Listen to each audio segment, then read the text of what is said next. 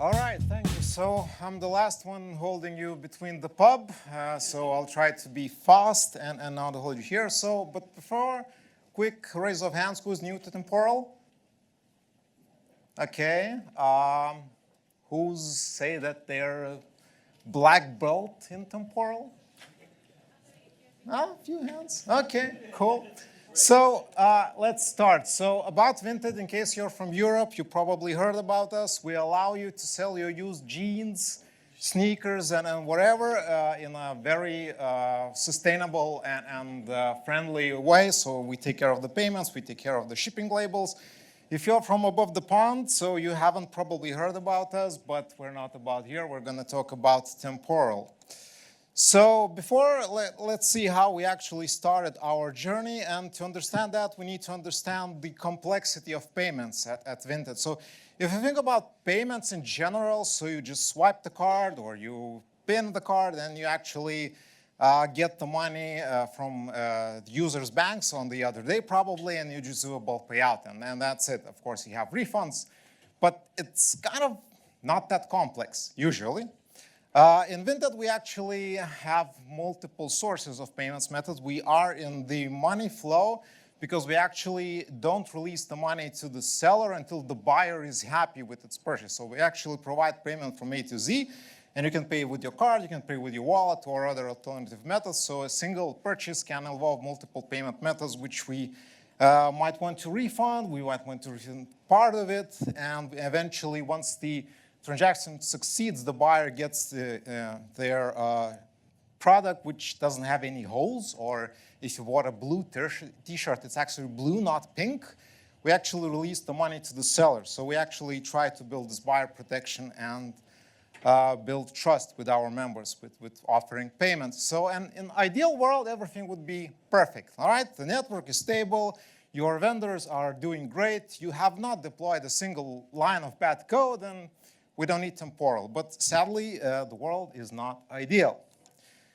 But we are not a new company. We actually have some years under our belt. So how did we manage everything before Temporal came to our tool set? So we actually are a Ruby shop. Any Ruby engineers here? Huh? Oh, yeah, OK, I'm not alone. Nice. We actually use this scheduling library called Sidekick. It's very powerful, but it's built on Redis. Yeah, persistence in Redis, reliability. So we actually, if we needed to kick something async, so we would actually just take the job. Sidekick deals in the concept of jobs, like Temporal deals in workflows. And we actually just set it in the background and say API comes, a request comes through the API. We do some validation, database saving, and we just kick it off in the background and then do the callback and inform our call it succeeded or failed. We also had this kind of a state machine, maybe call it a cleanup job. So we actually had entities that might be in different states, in processing and pending, and for each of those states, we'd have a job which would wake up and say, oh, you're pending for 15 minutes, okay, I'm gonna kill you, and that's it. Or for processing, it might be 24 hours, and then we do cleanup. And it actually works, just there's no cohesion, and you don't have the top to bottom flow. And then we have our regular queue processing. So we would maybe save our entities into the database with the queued status, and then the job would wake up, it would process it, and then go to sleep. And everything is fine until it's not. And for 99% of the time, it actually works. But there's this 1% of the time where it doesn't, and then this generates tickets, and tickets are expensive in a form that it requires staff and also makes our members unhappy, and unhappy members leave and don't come back. We don't want to do that. So I don't know about you, but I have a manager, and my manager likes the bottom line. So when we actually came after our initial tests to my manager and actually said, look, we're gonna spend this much money on Temporal. And he's like, okay, what am I getting?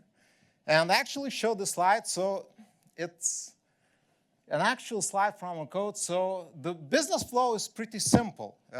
You have an event from the user, then you save something into the database, you execute 2 calls to your vendor, you wait for async callbacks, and then you save something more to the database and send notification to the user. Pretty simple, right? But because we have those two calls that are async, the logic becomes complex. So on the left, as you can see, this is our old flow. This is actual class diagram. So how do you accomplish this simple business process? So the smart engineers that wrote this code, and they're really smart, this is not making fun of them, didn't have the tooling, didn't have the temporal for that. They had the sidekick. So it actually, the request would come up for the API. They would save it into the database. They would actually execute single remote call. And then they would kick off an async job that would fire after 1 minute. Why? Because they were hoping that in this 1 minute time, this first job would actually execute, return from our vendor, and then we would happily execute the second one, wait again for 1 minute, and we would complete. No, 99% of the time it works until it doesn't, and then you're looking like, what is the state? I don't know, I can't tell. So basically, and then I brought this to my manager and said, look, from this complexity, we're gonna go to this complexity, or no complexity at all, because you see it from top to bottom, it's pretty simple. You can parallelize as many calls as you want, so it's extensible. Just execute activities, wait, and that's it. And no ugly code, no useless indirection, no digging deep and going into the rabbit hole when something breaks and understanding how does it work. You look at the history on Temporal UI and you see everything. But this was as we adopted more complex flows. We actually had to start somewhere, and this start somewhere was some background flow. So sometimes payments fail.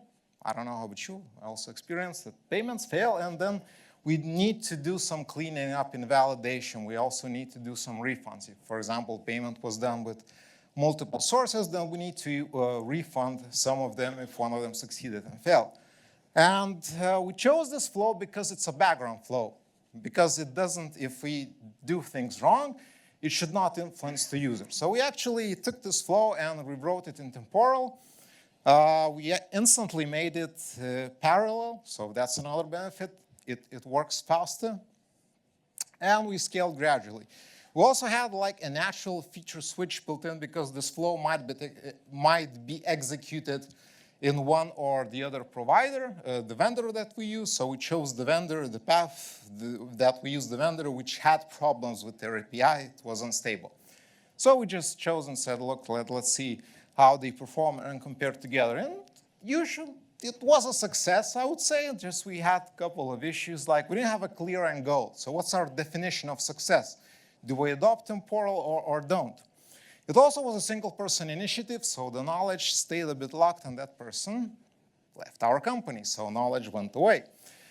We also did not give, as senior engineers, we didn't give enough support because we were busy doing other stuff. So this is the lessons that we learned. Sorry. So, and now I'm going to take it from the mistakes and learnings that we actually took from our initial approach. So, at first, we treated our activities as thin wrappers. We'd write an activity, we'd write over a regular class. This is Ruby, by the way, but it should be quite simple. And then this created some interesting flows that we would actually be creating a class which is only for temporal activity. It would not get reused, but it would sit here on saying we're going to reuse it somewhere else. Well, we're not going to do that. And then it created user line direction. You would open the workflow, you would have activities, you would go into the activity, and then you would go into the class to actually see what it's doing. So not a lot of benefit. It also created some funky naming. We actually, in this case, we have, for example, transfer refunds create, so we needed a new class. How do you call it? Create record sounds nice, let's do that. So we actually decided activities are our first-class citizens. We actually write our business logic there, and it's going to stay there, and no thin wrappers. Let's just not do this. One that we actually faced throughout, this is a legacy system. This is our monolith, Ruby monolith. We're trying to modernize it. And we have those old functions, old jobs running, and they constantly would interfere with our temporal workflows. For example, we would launch some of the code in Temporal, we would scale it gradually, but the old jobs, they would be still doing their dirty job there and actually conflicting with Temporal because they would wake up in, for example, middle of workflow execution, quickly do their job, and then go to sleep, and then temporal would hit activity and say, oh, the state is not what I expected. What should I do? I should fail, probably.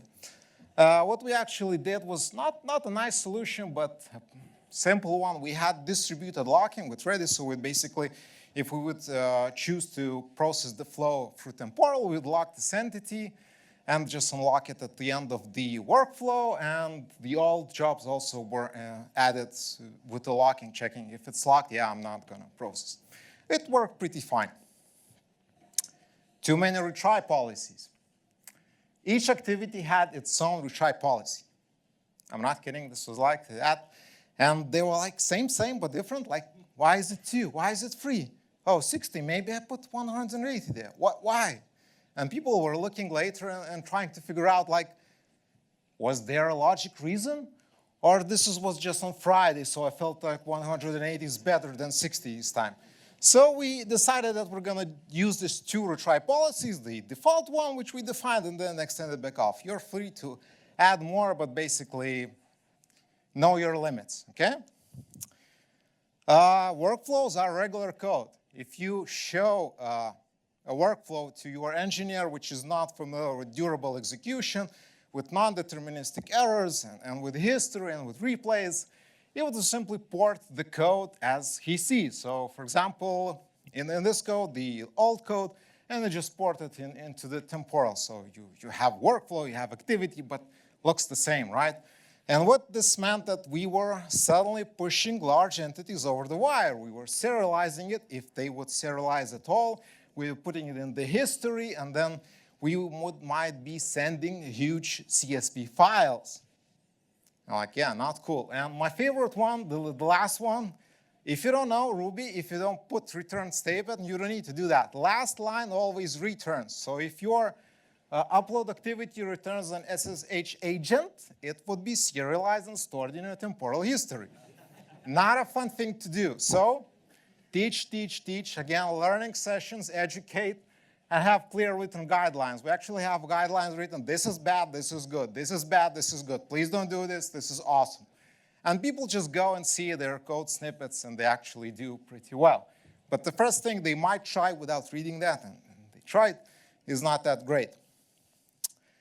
Versioning. Who loves versioning in temporal? Yeah, okay, so again, it looks like regular code. So for the unfamiliar folk, because the code sits in the monolith together with other code, I need to add some validation. What do I do if I don't have temporal? I add it, I submit a PR, some other junior dev not familiar with temporal reviews it, we merge it, we deploy it, and suddenly we have non-deterministic errors. Yeah, how nice. Suddenly we have failing workflows. What to do? So you have to have versioning. I see there's a talk tomorrow about versioning. Hopefully they will announce something very, very cool. So we use this versioning, I don't know how it's officially called. In this Ruby unofficial SDK, it has release, and in Go it's get version. So basically you tag the new code, and then you actually remove those markers. They tend to stay actually for half a year sometimes until somebody touches that code. But we actually have not run into any issues like having lots of those versions and not understanding which version runs first, because maybe our workflows are quite small. We also ruled out worker code versioning. So basically, we have a version that runs until all the workflows complete, because we have continuous integration and continuous deployment on Kubernetes. Our workers are like a single deployment. So basically, it's not an option. We also chose not to do workflow versioning, not doing workflow v1, v2, v3, wherever, because we need to change the invocation path, and we don't want to actually do that. Mind shifting. Fake Slack conversation. There's a tool for that on the internet to generate that if you need for your next slides. But this is the actual conversation that we had. So people not exposed to temporal, they think that this is something that's running like a thread, like, I don't know, like something that consumes resources. But this is actually a state machine, right? If you have a workflow that runs for a year, I don't know why you would have it, but maybe, it can be there. It's waiting for something, right? And it can be there. You don't need to think in an old ways. I'm going to hit the workflow. I'm going to wait for input. And the first workflow will start. I'm going to fire another one. Because having a single workflow gives you a good history overview. Where it's stuck, what has it done, how long has it taken to do everything. So you have to, again, educate. And what we found is the learning curve is very steep, like that, but it's very short. If you have enough resources to educate, to do learning sessions, to do guidelines, it's pretty short. So key takeaways from our initial talk. Temporal just works. I'm not being paid here to be here to say this is not some marketing bullshit, but it works. And with the companies that I have talked in other conferences, everybody is actually surprised, like, this is the new tech. It will fail at some point, and it actually doesn't. Take care to explain to your engineers server versus workers. Server is just a state machine. It's an API. Workers are where your code is being executed, and it sits on your premises or your cloud, whatever, not in a server. Educate, educate, educate. Again, I'm going to repeat this word. Your engineers have to have learnings and have a clear guidelines. This was a major help for us. So where are we now? We're executing around 10 million workflows and activities per day. I think now maybe it's 12, or I don't know. So we started our first workflow in 2023.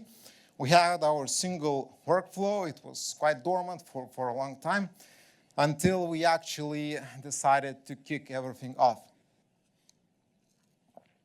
And major adoption started in 2024 when we said, okay, Temporal is really great. And in 2025, we have our goal of rewriting our major flows in Temporal. So basically, Temporal First approach. And we also, in 2024, we had a spin-off, like a greenfield project on AWS, and we replaced our sidekick, the scheduling, with Temporal. And we say everything is a workflow because it works so nice. We also run on premises and on cloud. So Vinted is an on-prem company. We have our data center space. We have our servers. We have our dedicated people that actually run open source software in-house because it's cheaper for us like that. So we have Temporal also self-hosted on premises, but for the spin-offs that run in the cloud for our testing, we actually use Temporal Cloud for that. So let's talk a bit more about complex flows. So this is settlement flow. Those who don't know who is settlement, who haven't worked in payments, you're the lucky ones. Good for you. So settlement, basically, if you process payments on one day, then the providers that you use or the card schemes basically send you a big amount of money the next day and the big file with all the payments that happened, didn't succeed. And actually sometimes need to do stuff with that. We usually need to split the money or maybe refund, check if the payment status matches and whatnot. So it's 24 hours is instant in payments, as they say, bad jokes. So we actually get the CSV file. We split it into lines for each payment. We put it in the Kafka topics line by line. Then we have consumers, which basically consume, and they launch multiple processes based on, is it a refund, is it some checking, is it some reconciliation, like whatever. And we said that those processing activities, they actually, not temporal activities, but per se, they actually becoming complex. So we want to introduce temporal here because we usually have to make like 2-phase or 3-phase or even 5-phase commit. So not a good option to do without temporal. So we thought, where actually are we plugging? Are we replacing the whole process with temporal, like reading the CSV, splitting it, and maybe adopting some other patterns?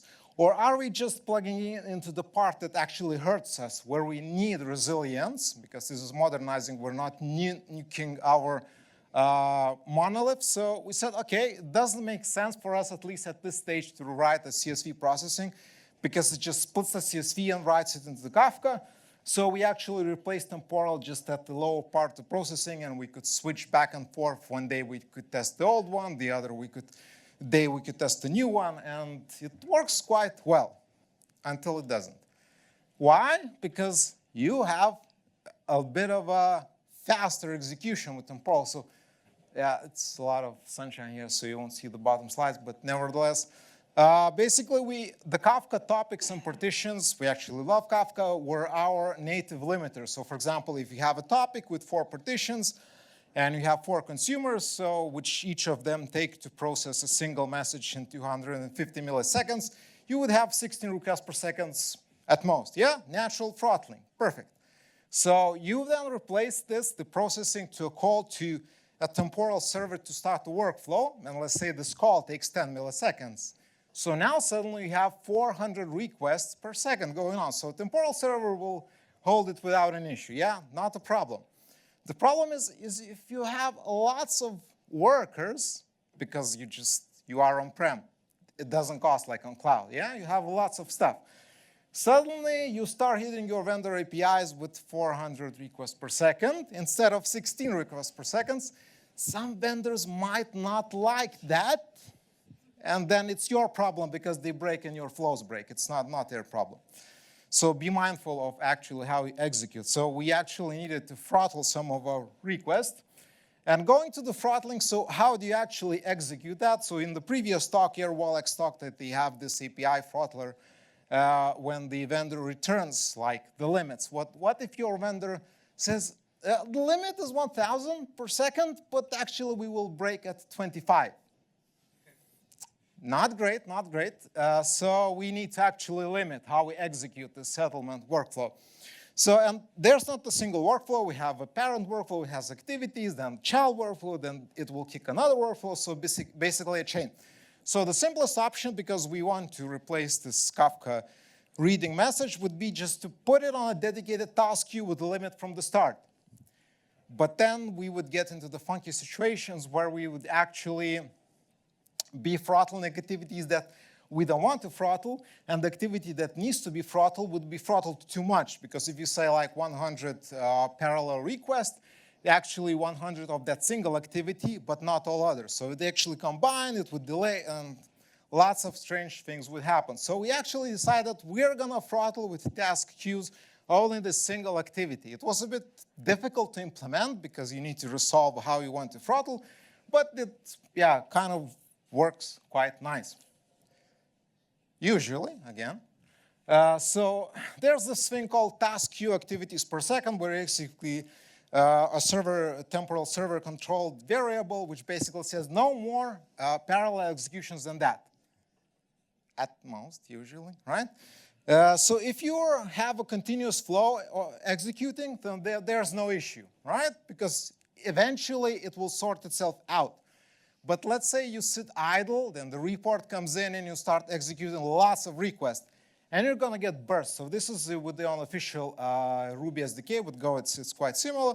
So you get bursts. So if you set 10, limit of 10, because your vendor does not break, because your vendor breaks after you send 12, and temporal is going to do 15 or 16, not great. So be mindful of that. Watch out for the thundering herd pattern. I really like that name. It's not mine. It's from Wikipedia. So if you have a retry policy, it has exponential backup. Everything is great. Just it doesn't have jitter.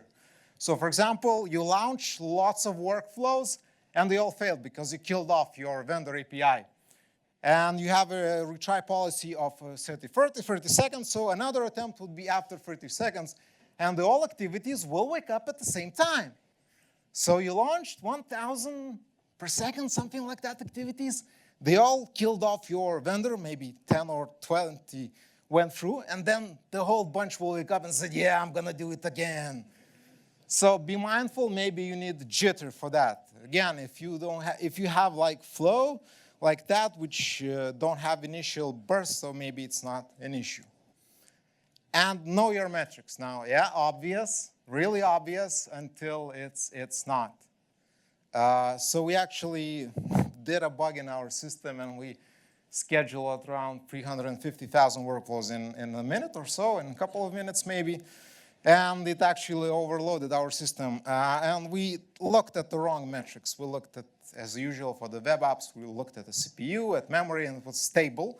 And then, oh, look at the queue, and the queue's like going up. So know your worker metrics, they're important. Like know the schedule to start latency, the execution latency, and slots used or available. This will save you from the headaches of trying to minimize the queue.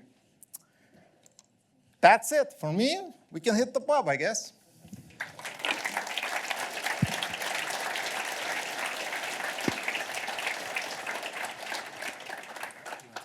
Yeah. Okay, any questions? And I can't see because of the sun, so Hand there. always in the back.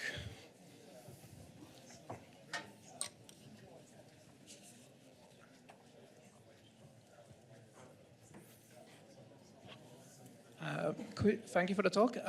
Could you share a bit more detail about how you handle the avoiding that all the activities retry at the same time, thus killing the remote? Some random sleeps and checking on the API limits. Nothing fancy.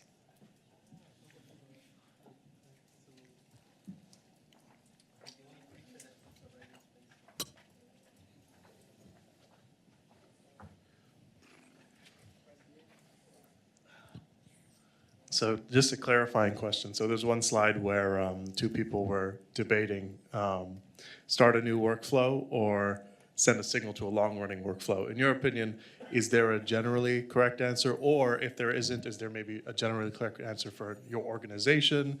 You know, how do you weigh those trade-offs? Yeah, it depends usually what you want to achieve and how you manage. If you have a workflow that's running for a year, maybe that's not something to use. The thing I wanted to say with that slide is that the old development paradigm that basically you stop for each manual input that can be for 2 days or 3 days because you're waiting for customer input or your customer support input, it doesn't mean stop and launch a new workflow. At some point, yeah, it doesn't make sense because you have history limits and then you have deployment, the versioning issues and whatnot. So it's a trade-off. Again, it depends. I cannot say 10 years workflows is only going to work. So, yeah. I have one over here. You mentioned that you're doing on-prem and cloud, Yeah. and that you have a whole team for that. I'm curious how much labor are you putting into that? How much time does it take for them to keep the lights on? And could you just I kind don't of tell know. us? Yeah, so we on-prem because we run all stuff on-prem. The Elastic, the Kafka, the Gytis, whatever. It doesn't seem to take a lot, at least at this scale. There haven't been lots of issues. We run Gytis as our backend. We use Cassandra. We tested with Cassandra. We checked out the performance with Gytis. Gytis is basically a wrapper on top of MySQL. It's not that bad. The latency is quite higher. But then if we hit like lots of requests, we're just gonna divide and conquer, like multiple temporal clusters basically for the namespace for the application. So we don't see that.